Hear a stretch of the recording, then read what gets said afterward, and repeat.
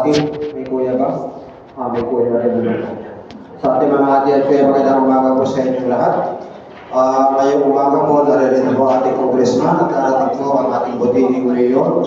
Kasama rin po natin ang DSWD at kayo po ay mapagkakalooban ngayon ng kaunting tulong. Maliit na tulong pero ang hangarin po natin pamahalaan ay papagkakalooban sa inyo. Wala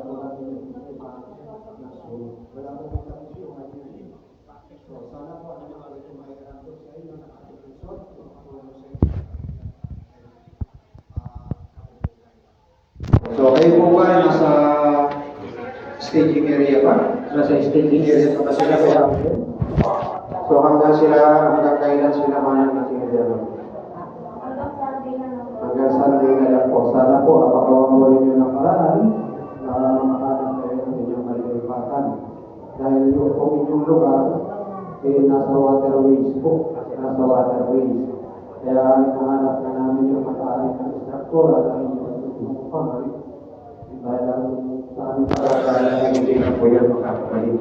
Dahil isa sa ayos na po yung congressman, flood control natin, apektado po yun ang flood control po natin.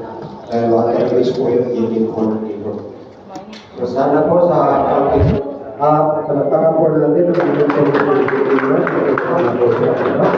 At ganyan po ang ating yung Councilor Pablo Olivares. Kuya Adrian, so recover na please. Okay, thank you so much. Ang palakpakan po natin, ang pagdating po na napakagwapo natin konsel sa unang distrito ng San Pablo, Paulo Olivares. And of course, our city mayor, Kuya Edwin Olivares.